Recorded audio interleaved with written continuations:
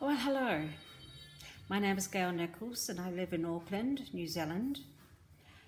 I was born in 1950 and I've been on a journey of self-discovery. Have you ever looked in the mirror at yourself and wondered, who are you? Where do you come from? Why are you here? What's life all about? Why is it that you've got red hair or black hair or fat or skinny? Have you ever questioned life? Well, I have, and I'd like to tell you a little story about how I started on this path of wanting to know more about who I am. I was born in Auckland, Wellington, and I've moved to Auckland, but in Wellington there's a massive storm. And I'm lying in bed and I'm only 3 years and 3 months and I'm on the bottom bunk and the storm is raging. It's the middle of winter and I'm getting really, really cold. I'm trying to wake my sister up to see if I can go up on the top bunk to snuggle up to her to get warm, but she was way out to it, oblivious to the storm. And her sister, who's 3 years younger than her, trying to see if I could go upstairs and cuddle up with her. I had a vision, and this vision is still firmly in my mind, and it's what motivates me. I'd like to share it with you. It's a real stormy night and I'm cold, so I'm trying to wake my sister up, but nothing happened. I have been told by my mother that underneath the bed there's a gremlin, so you don't get out because the crocodile will actually eat your feet. So I'm too scared to get out of bed and get a blanket or whatever. And then there was a voice yelled at me, "Gail, remember who you are." Who's talking to me? "Gail, remember who you are." Then I got this vision. I'm sitting on a red prayer rug on a mountain in a blizzard. I am like a red Indian, so I presume I'm a shaman.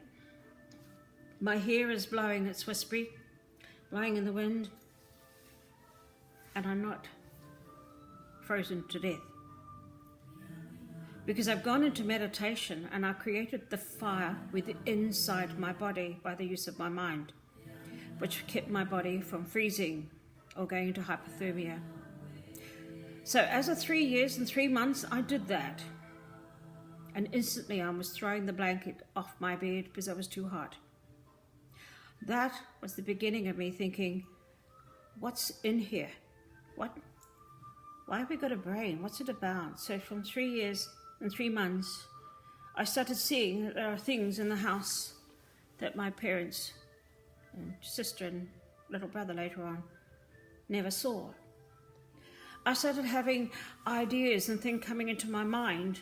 I wanted to read, not Mills and Boon when I was a teenager, but read encyclopedias about, for instance, Egypt fascinated me. Why was I so interested in Moses? Why was I reading that? But my sister's sitting there in her bed reading Mills and Boon love stories. I'm sitting there reading in direct dictionaries and the Holy Bible and everything.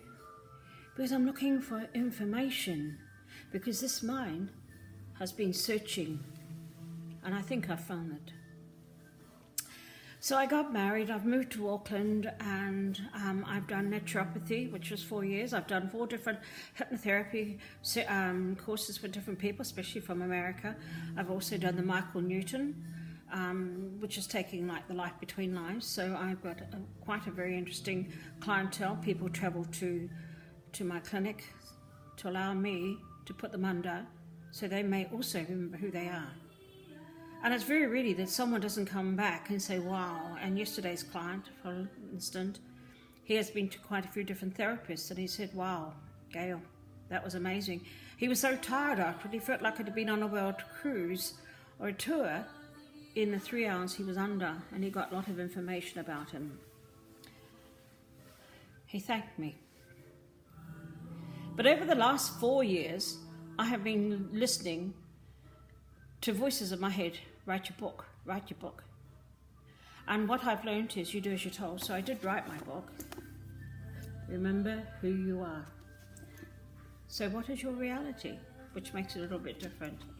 It's a pretty big book. It's in 3 parts. The first part is about being a child and how you grow up in a society that say that you're nuts, you're imagining things, or you're delusional. Don't do that to your child. If they see things, listen to them. And so over time I found I just didn't fit into society, but I'm happily married with 2 beautiful children. And actually my son was my ass kicker. He got me into this. So, what's the second part of my book? The second part of the book is from about 18, 19 years ago. I started traveling because I wanted to prove everything that I was seeing and experiencing. So I've been to Egypt 8 times and realized that Akhenaten is actually Moses. And I could tell you a lot about Akhenaten and had it proved beyond doubt that yes, he does visit me and I don't need alcohol or go on spirits. So over these years I have been to Egypt, Peru, Mexico, all over the place researching. So I take groups and I pay my own way. I'm going to share one story with you, and it's about Mexico. Where I went to Mexico, I hired a gentleman called Miguel, who was well educated, because when I go to places, I need educated guides. And I couldn't get into this place called Yaxchilin.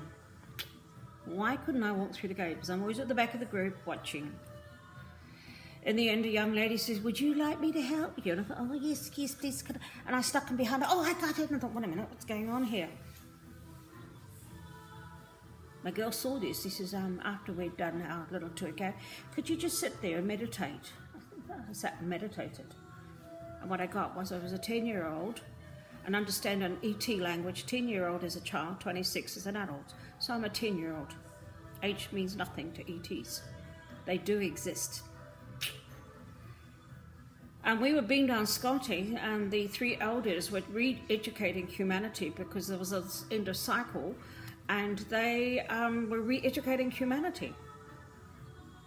And as a child, and my father was teaching, I was allowed to play with the young children, especially this one, who was the one that went to Mexico with me. She just knew she had to go and came and helped me through the gate. My girl asked me what I said, and I said, "Okay then, I'm a 10-year-old, it's not of a ET child. I've been down Scotty while the parents, well, they're not parents, but I call them the parents, was the 3 males. Everything seemed to be male in the ET stuff. And they were educating humanity, and I was playing with it. And one day I overheard my father say that humanity was misusing this information, so they were no longer going to beam down Scotty to re-educate humanity. Excuse me, why would I want to live in a spacecraft? It's cold when I've got places to play, trees to climb, monkeys. So my friend hid me, and my father couldn't find me, could he? And I heard him say, "Well, if he wants to stay on this earth, then we shall leave him here." And off they talk and left me there. And I was brought up to be a human. My girl didn't laugh at me. He took me over to the far corner. He says, "I can read that for you." And it was a Stella. "Yeah, I know, that's why I hide you." And he read it. I'm going, "No, I don't want to hear this, I don't want to hear this." Everything I just told him was in this writing on the stone. They had learned to decipher it like hieroglyphics in Egypt. He says, "Now I'm really going to stuff you up." And I says, "Well, how much more could you stuff me up?" He said, "We've carbon dated this." "Oh yeah. 500,000 years. Oh, don't want to hear. 500,000 years? Geez, I'm a slow learner, aren't I? So that's part 2 of my book. Part 3 is about the DNA and what makes us who we are. And that gets on the technical side of it. I hope you are interested to read it and know that when you do read it, I put my life on everything that's in that book. And I'm trying to do this is because I'm here to say, folk, wake up. Use your mind. You are very powerful. Mind over matter. Mind creates matter. So what are you going to create with your mind as from now? Create prosperity and good health. Also, maybe it's on your contract. But I'm now standing up to my truth, as I was told when I was 3 years and 3 months. So if you're interested, this is the first edition. It's going to get a nice new cover and redone is it's a bit of a mess. Enjoy it, and I dare you to read it. Everything in there is true and proven beyond doubt. Love you heaps. God bless. And thank you for listening to my video. I hope you enjoy my book. It's come from my heart and my soul with love.